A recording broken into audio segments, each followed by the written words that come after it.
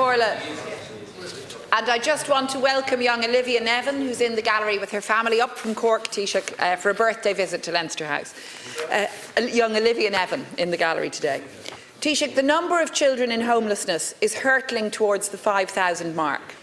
This would represent a truly shameful new record. The tenant in situ scheme can no longer keep families in their homes because the Department of Housing has starved it of cash. Dublin City and Fingal councils have stopped operating it altogether, and vacancy and dereliction blight our communities, a grim visual symbol of the housing crisis. As we approach the Dáil recess, your government's end-of-term report on housing is a clear fail. You said you would ramp up to deliver 60,000 new homes per year. You said you'd continue the tenant in situ scheme, and you said you'd update compulsory purchase laws to tackle dereliction. You promised to protect renters from abusive practices and soaring rents, but there's no sign of effective action on any of this. Fianna Fáil is the largest party in government. You hold the Housing Ministry, you hold the Office of An Taoiseach, so you hold all the cards, Taoiseach. But where's the change you committed to delivering? Your big ideas have amounted to you or Minister Brown licking your fingers, sticking them in the air to see which way the wind is blowing. There's no evidence base for your policies. Instead, we've seen texting journalists, issuing press releases, worrying about consequences later. So the ill-fated notion of a housing czar, tax breaks for the same developers who conspired with your party years ago to create this housing mess, and an announcement on rent pressure laws that actually necessitated emergency legislation to avoid a flood of evictions. So your policies are ranging from bewildering to certifiable. And I'll give an example. You claim to have passed a once-in-a-generation Planning Act merely months ago. But in this, our last sitting week before the recess, we're being asked to amend that Act by the Minister for Emergency Legislation, as he might as well be called, before most of the big Planning Act has even been commenced. You want to reduce apartment sizes, to remove the minimum 5% for community and cultural space. And you deny that this is being done at the behest of big developers. Taoiseach, you've insisted the change will reduce the cost of an apartment by between 50 and €100,000, but we've seen no evidence for this claim, just an internal summary of LDA research. At the Housing Committee, Minister Brown told my colleague, Deputy Conor Sheehan, that the research would be published, but he won't say when, and the bill is being rammed through Dáil and Shannon this week. Yesterday, Deputy Sheehan asked you for evidence that there would be a reduction in the cost of apartments as a result of this change, but you didn't answer him either, Taoiseach. And we're not surprised that there's no evidence, no apparent evidence from Fianna Fáil for this, because you've form on giving us dodgy, non-evidence-based policies, like your overstatement of the number of homes you built last year by nearly 10,000 units. So, Taoiseach, I'll ask again, where's the evidence that reducing apartment sizes will make any substantial reduction in apartment prices for hard-pressed people who simply want a home of their own? Deputy, I think the fundamental difference between government and the opposition is that we are action-focused and we get things done on housing.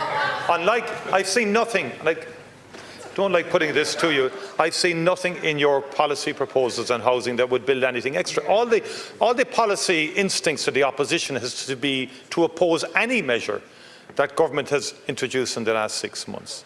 And the same pattern happened in the last 2 to 3 years. I mean, I put the more fundamental point to you that if you want to get to 50,000 houses a year, or 60,000, we need about 20 billion, made up of public sector finance and private sector finance. And no one has come forward on the opposition side as to how you deal with that. Now, what government is doing is quite simply saying we're maintaining and increasing public investment in housing from the state, and the state is the largest actor in housing right now, but also creating the conditions to facilitate far greater private sector investment in house building and apartment building in particular, which needs to increase. Because the fundamental way to deal with housing is to increase supply significantly over the next number of years. We have gone from a situation in pre-2020 when we were about 20,000 houses per annum being built in the country, too low. We're now up about 33,000. We need to go to 50,000. Okay? That's not going to happen with tinkering or spending a year or two setting up a new state agency as you want to do. That's what you do. You said it. You said it in your manifesto. You've doubled down on it only last week. And I would make the point to you that if you look, for example, in terms of first-time buyers, the percentage of first-time buyers now has been steadily increasing from about 25% of all purchases in 2015 to just under 40% in April 2025. So real progress has been made through the Help to Buy scheme, through the First Home scheme, in enabling first-time buyers to get into the market and to get their first homes. About 119,000 first-time buyer mortgages have been drawn down in the 5 years to the end of Q1 2025. And the first quarter of this year has seen an 8% year-on-year increase in first-time buyer drawdowns, with 5,308 for the period. So that does represent progress. And in terms of the last 6 months, an additional 700 million has been allocated, 325 for the tenant in situ scheme. But what we're not going to do, and I'll be frank about it, that scheme does need targeting and needs focus for those who are in imminent danger of homelessness. But what it cannot become is a mechanism to be deployed more generally for acquisitions with a view to, if you like, moving the emphasis in local authorities away from new builds to just simply acquisitions. So we will be allocating further funding in terms of social housing to increase the record levels of social housing that we are providing already. Deputy and I haven't even started yet on the range of measures we've taken in the last number of months. Well, Taoiseach, what I'm not hearing from you is any acceptance of responsibility. You lead the government. Your party has the housing ministry. And yet what you seek to do every time any of us in opposition raise the housing crisis with you is you seek to deflect responsibility, putting it back on the opposition, suggesting we've no policies. Nothing could be further from the truth. I'm very proud of the Labour Party's housing policy, Taoiseach.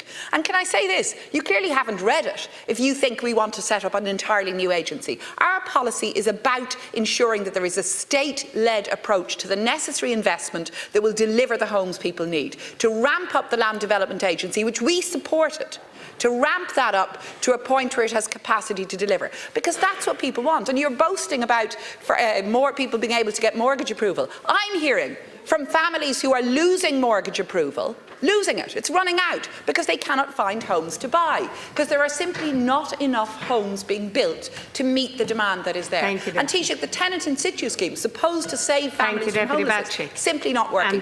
So where is the radical reset? Where is the government approach and ambition and urgency that's needed to fix this housing crisis?